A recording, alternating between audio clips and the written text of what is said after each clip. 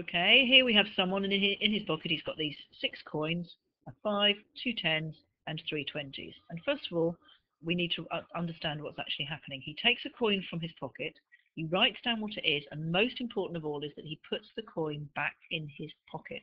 So each time he's choosing a coin, he's choosing from the full 6 coins. Okay, he then takes a second coin, but he's still choosing from the 6 in his pocket. So the first question says, what's the probability that he takes a 20-cent coin, and then he takes another 20-cent coin? Now we could use a tree diagram here. First coin that he takes, it could be that he takes a 20-cent coin, or it could be that he doesn't take a 20-cent coin. And the probability that he takes a 20-cent coin is a half, because half of the coins are 20 cents.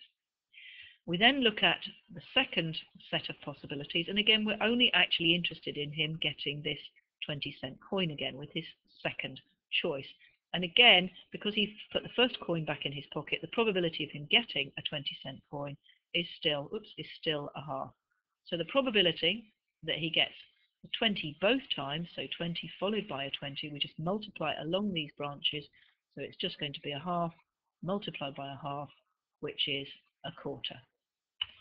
Second part is much more difficult because it says, what's the probability that the second coin that he takes has a higher value than the first coin that he takes? And I'm going to make a table here of the possible ways in which he could do that. So let's say, so this is coin 1 and this is coin 2. So let's say that the first coin he takes is a 5-cent coin. It could then be that his second coin is a 10-cent coin. So the second coin would be more valuable than the first. That would be fine. And let's look at the probability of that happening. So in a similar way to up here, the probability that his first coin is a 5 is just 1 out of 6. There's only one 5. The probability that his second coin is a 10 is going to be 2 out of 6, because there are 2 of them. And the probability of that happening then, 1 times 2 is 2, 6 times 6 is 36, so multiplying. Okay, it could be though that the first coin that he takes is a 5, and the second coin that he takes is a 20. And the probability of his first coin being a 5 is 1 out of 6. The probability then that his second coin is a 20, as we know, is 3 out of 6. I'm going to leave it all in 6, it'll be slightly easier, you'll see in a minute. So the probability of that happening is 3 out of 36. Okay, so those are the only ways that his second coin would be bigger than his first if his first coin was a 5p. It could be that his first coin is a 10p, in which case, or 10 cent rather, in which case the only way that the second coin would be bigger would be if it was a 20.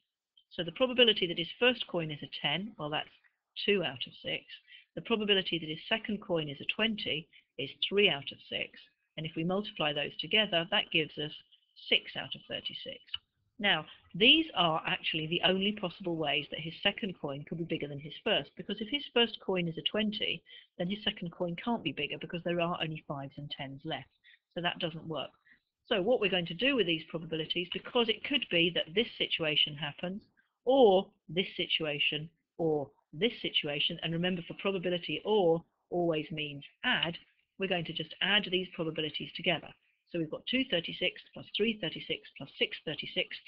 Well, the answer is just going to be 36. The top numbers, the bottoms are all the same.